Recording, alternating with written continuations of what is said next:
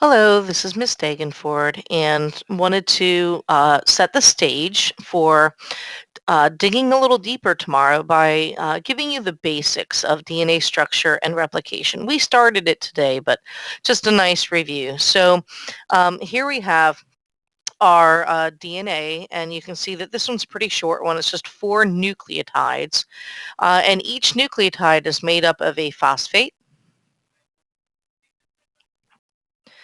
a five-carbon sugar, in this case, deoxyribose. And then we have four different nitrogenous bases. Now they're called nitrogenous bases because, well, lo and behold, notice we have a lot of nitrogen in them. And the other thing you might recall is when we talked about organic molecules, these nitrogens, especially when they are bonded to a hydrogen, that creates a polar bond. And nitrogen is just as greedy for electrons as oxygen, almost as greedy. And so nitrogen will always tend to carry a negative charge and hydrogen will always carry a positive charge. Let's get rid of that line just to make things a little more obvious. So these nitrogenous bases have polar charges, and that's really going to help us understand how DNA connects. Now, these nitrogenous bases, you do not need to know the specifics of what they are, what they look like. You just need to be aware of the four different kinds. You do need to know which ones have two rings and which ones only have one ring. We'll talk about that. Now, the four nitrogenous bases, we have adenine, thymine, cytosine, and guanine. And adenine will always pair with thymine. Cytosine will always pair with a guanine. Now, I say always, but there are mistakes that can be made. But these are mistakes. That's not what they would prefer to interact with.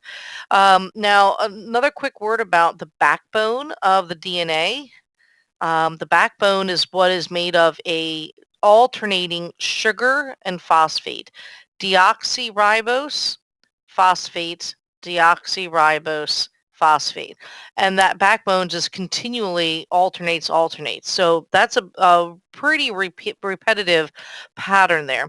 The bases are connected to the sugars, notice. And so oftentimes the DNA, and you brought it up in class as you guys talked about the fact that DNA is somewhat like a ladder.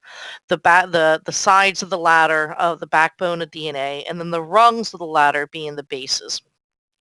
Now, hydrogen bonds are going to be really key for understanding the middle. So if you recall, hydrogen bonds existed between atoms in one molecule interacting with atoms of another molecule. And these atoms have partial charges. In this case, with oxygen, they carry a partial negative. Hydrogen has a partial positive. And because of these, you have an attraction between these partially charged atoms. So you'll notice in this next picture, it illustrates the hydrogen bonds. Now, these three pictures illustrate three different types of models. The one on the left is far more of a schematic, where you see the double helix very properly set up. 10 bases per turn of the DNA, and of course some of them are rather hidden, so it's hard to tell. But per turn, you can count it up, you can see how they are. The model in the middle is more representative of the structural, like the structural formulas of all of these. And one thing maybe you notice if you pay attention to this. Notice where the oxygen is in the phosphate. This molecule is going in one direction. This molecule is going in the other. So we call this anti-parallel.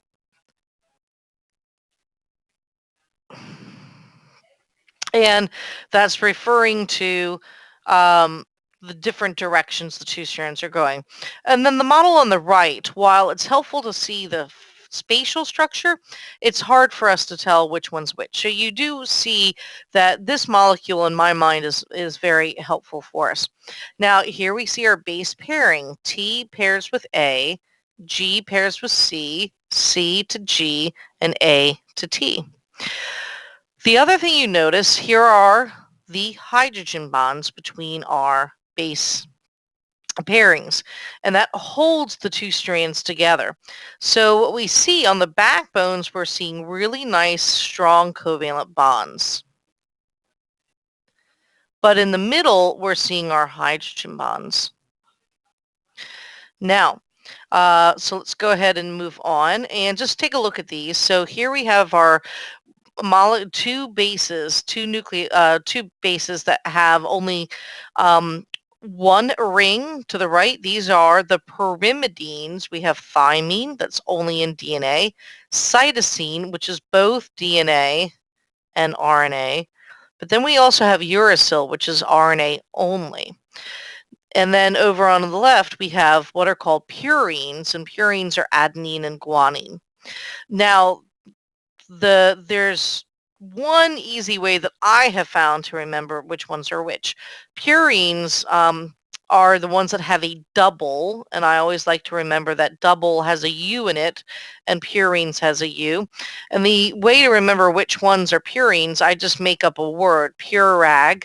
I know that's bizarre, but it really helps you remember that the purines are adenine and guanine. And one of the big clues in understanding why they had to pair up like this is because DNA was a uniform distance. If I scoot back up here, notice the width of DNA is constant, which meant that one double ring was always paired up with one single ring. And that was partly their clue as to which pairs with which. Uh, Now, here's just a quick reminder. Adenine pairs with thymine, and they have two hydrogen bonds. And then guanine pairs with cytosine, and that's three hydrogen bonds. And you can see this in this picture. I gave you a lot of pictures for this just to let you see how different representations can be very helpful. For instance, this picture really helps you see the partial charges between these. These molecules don't, but they've grouped them nicely so you can see the similarities. So just a quick practice. I'm going to set up a strand of one DNA. On one side of the DNA helix, we'd have, let's see, C, C, G, A, T, T, C, A. Now, just to give you a quick reminder, the sugars are what are attaching each base. So this is our deoxyribose, deoxyribose, deoxyribose. And then just to keep my colors a little straight, we have our phosphates in between that. Sometimes it's a nice reminder, like how this is spatially oriented.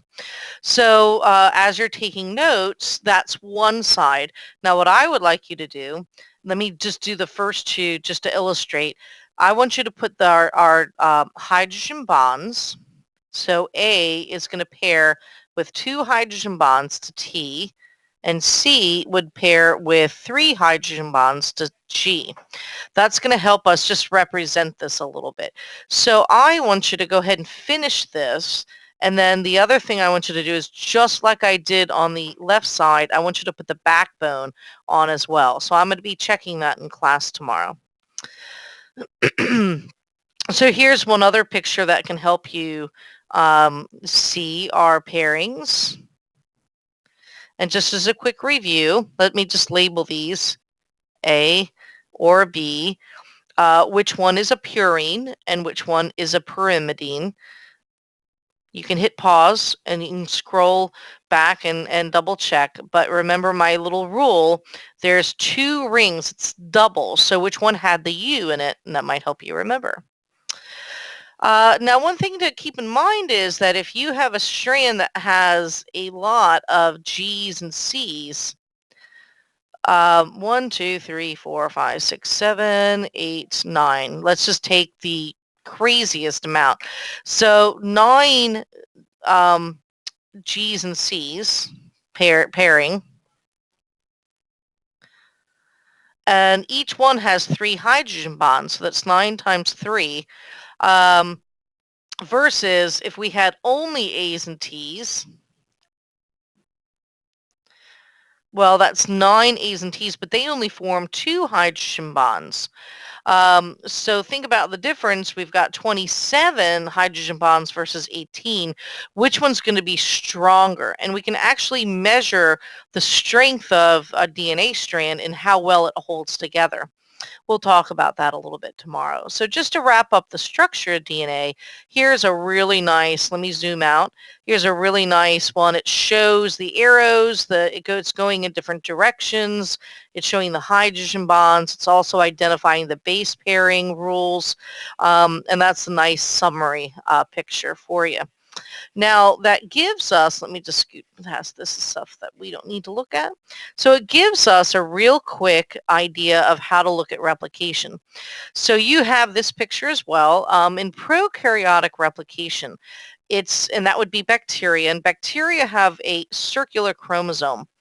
The circular chromosomes are a little easier to envision because you're going to start unzipping the DNA helix. We get something called a replication bubble, or sometimes it's called the origin of replication. Where it starts often has weaker areas, so it can unzip a little easier. And then notice you're going to build the new DNA strand from the old. This is called semi-conservative, where once we unzip, we can actually build a new one along with an old. So you have to the original old strand, it unzips, and then you build the new ones along with it.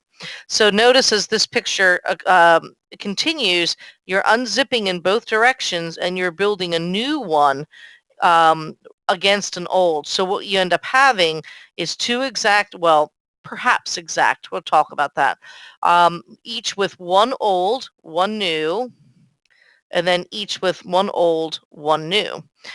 So that's bacterial chromosomes. Eukaryotic replication is a little bit more complicated because you can have multiple replication bubbles. And as they start, they then meet each other. Now, that's because they have linear chromosomes. They don't have chromosomes that are in a circle. They're just one straight line. So they start at multiple times, and then they can finish up. And then you're going to have, again, semi-conservative. You're going to have one old, one new, and then one new, and then one old. And that's how we make a new DNA strand. And then I'll just leave you with this. You can hit pause and go ahead and copy it. This is a quick description, and then we'll kind of dig into this a little bit more tomorrow. Basically, we have enzymes that can unzip the double helix at multiple places along the chromosomes, and those are called origins of replication. In the nucleus, we have free-floating nucleotides. They're all around. A lot of students like to ask that. Where are they coming from? Well, they're surrounding everything in the nucleus. They pair one by one just because they are complementary. They have a specific shape that allows them to fit. They match chemically. And then the hydrogen bonding occur, and that keeps it there. And then there's an enzyme called DNA polymerase that catalyzes the connection between the backbone, the phosphate, and the sugars. And that's what then keeps that nice, strong covalent bond there. Well, hope this helps. We're going to talk about this more tomorrow.